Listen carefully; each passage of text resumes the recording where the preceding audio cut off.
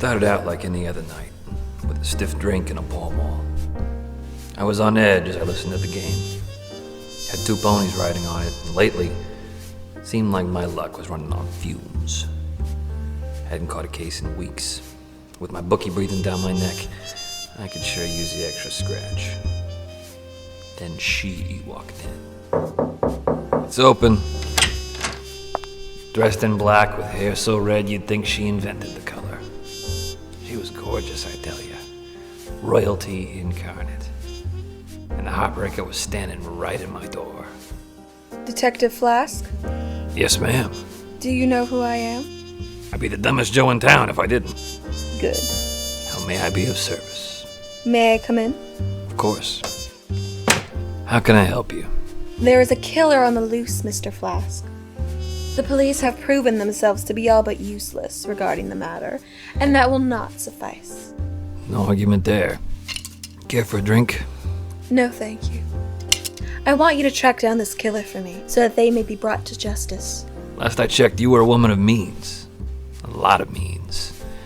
So why come to me? Your reputation precedes you. Simple as that. Tatamac's wife. So this killer, what do you know about him so far? Well, you see. And so she told me. She told me about a crazed killer wreaking havoc on the city. Her city. My city. She was in pain. I could see it in her eyes. But in all my years on this rock, I've never let a dame down, and I wasn't about to start now. So I made a promise. I vowed that I'd catch that psycho and do what the boys in blue couldn't. Their damn jobs. I was able to hack into the police server thanks to a few online courses and a video tutorial.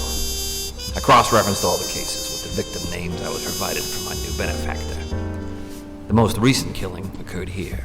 The victim, Edward Scott. Cause of death, stabbed in the heart. The witness says Scott was followed into the alley by the killer.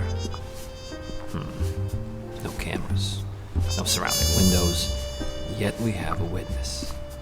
That ain't adding up. After taking another look at the case file, I decided to pay a visit to the so-called witness.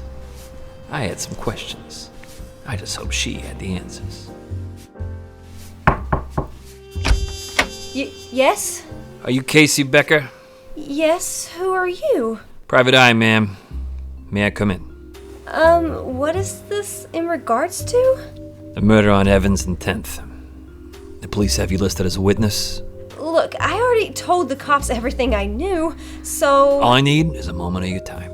I don't know. Look, you seem like a good kid, so I'd hate to bring you downtown on a 148. That's obstruction. You don't want to go downtown, do you, kid? No? I didn't think so. So how can I help you, Detective... Flask. Flask? Really? Is that a nickname or something? You were the last person to see Edward Scott alive, were you not? I guess so. And at what point did you realize Mr. Scott had been murdered? What do you mean? Well, I'm trying to picture it in my head. So you're walking down the street, you see a guy enter an alley, followed by another guy. How do you know the guy you saw was the actual victim? Well, I gave a full statement to the cops and everything. I read your statement, but I'm trying to make it make sense. See, I keep going over your story, but it feels like something's missing. I don't know what you want me to say. How about you tell me the truth, Casey? You didn't just happen to be walking down the street the night Edward Scott was murdered. You were waiting for him, weren't you? No. He wasn't just some random schmuck you picked up off the street. He was planned. But you had to make it look random, didn't you? No, that's not true. So you followed him, learned his schedule, then waited for the right time to strike. A dark alley with no security cameras. But rather than just leave, you waited for the cops and you spun a yarn.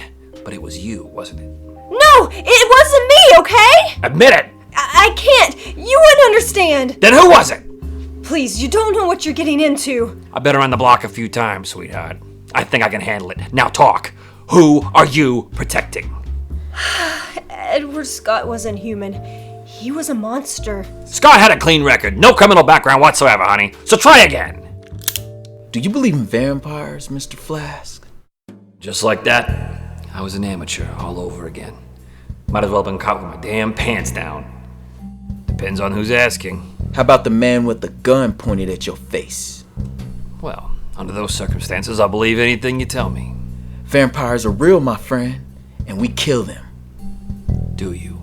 Yes, we come from a family of slayers. Vampires have been infesting this city for generations, and our family has been— Save the lineage speech, kid. You got blood on your hands. Simple as that. Vampire blood! So we're splitting hairs now. You don't believe us. Doesn't matter what I believe, pal. I was hired to do a job. You're not turning us in. We're not criminals. Not according to my benefactor. Drink. And who is your benefactor? The vampire queen Adelaide, of course. It's blood! You slayers never learn, do ya? In the name of Christ, Sorry, kid. That Christ shit doesn't work. Just like that, it was over. I put the call in as soon as I had my suspects properly restrained. Their days of killing vampires were long behind them. The queen was ecstatic. I could see it in her eyes. She asked me if I wanted to join her in a feeding, but my heart wasn't ready to be broken again.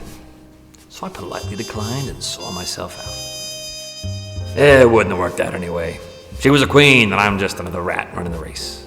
We're worlds apart. But that's okay. That's all right by me. Though I could use a drink.